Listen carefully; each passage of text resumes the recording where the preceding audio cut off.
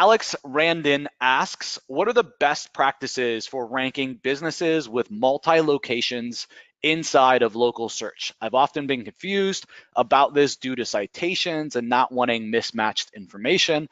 What is the best way to list their location and to get their business ranked for their main keyword phrases in each city? All right, so this is a great question, and honestly, a question that I think a lot of people have, but are frankly kind of scared to ask it. They feel like they should know the answer to the question already. So, local SEO with multi-locations is really actually, guys, very, very simple. And I'm sure that most of you guys are like overthinking the crap out of it.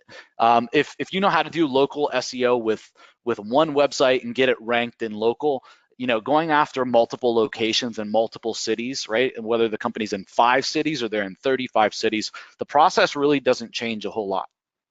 All right, so there's just a core couple of things that you got to really keep in mind, or things that I would make sure are happening if I was in your shoes. All right, so first off, I would put each and every location on one website. Okay, each and every location on one website.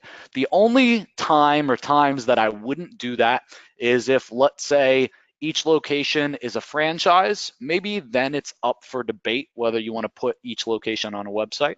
But even then, I would really push to have it on one website, right?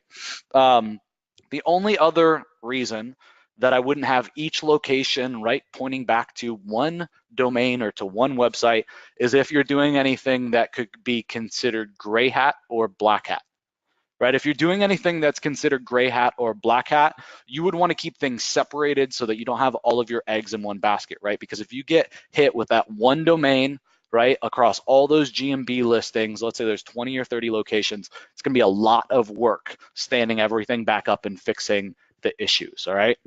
So if I were you though, 95% of the time, right, put it on one website.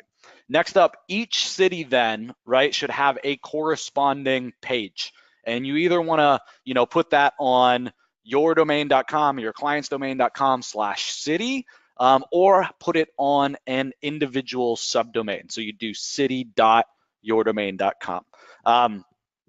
If you're going to be going after a lot of locations, I think that the subdomain makes more sense, right? So let's say you're working with a client and they're in 15 states, right? The subdomain probably makes more sense, right? If you're working with a client and their service area, let's say, is like 30 miles, and so they're not in a lot of locations, they just have a service area that they want to hit. If that's the case, then I would probably use this top structure.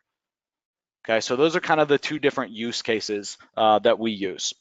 Next up, whether you go with a subdomain or you're going with a page, you're going to want to put the NAP, the name, the address, and the phone number on that page or subdomain. All right, and each location that you want to have a Google My Business for, right, needs its own separate address and phone number. Okay, if I were you, I'd keep the name exactly the same, and I would just change out and swap out, right, the address and the phone number. Next up, on that page or on that subdomain, depending on what you prefer or what you end up going after, I would embed the map, right, of that location from Google My Business, right? You can embed it with driving directions on that page and subdomain.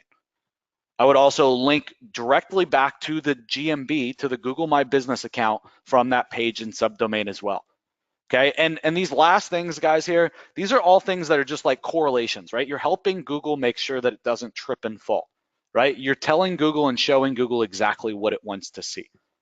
Okay, will all of these have a huge, impact on your campaign? No, but it's gonna help them make the correlation that this is the page or this is the subdomain for that city. Okay, we just don't want Google having any confusion there, okay?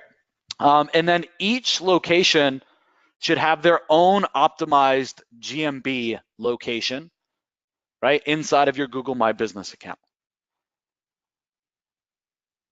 Okay, and guys, that's really it, right? So if you're going after, let's say, Philadelphia, PA for one location, right, and West Palm Beach, Florida for another, each GMB should be treated separately, okay, and it should be optimized separately. You don't want to use images from PA on the West Palm Beach location, right? When you're geotagging images on your Google My Business account, you want to geotag them, right, for whichever account or location you're going after, right? If you're going after or optimizing inside of the West Palm Beach account, you don't want to obviously be putting in information about Philadelphia. Okay, so keep it kind of siloed in terms of your optimization structure.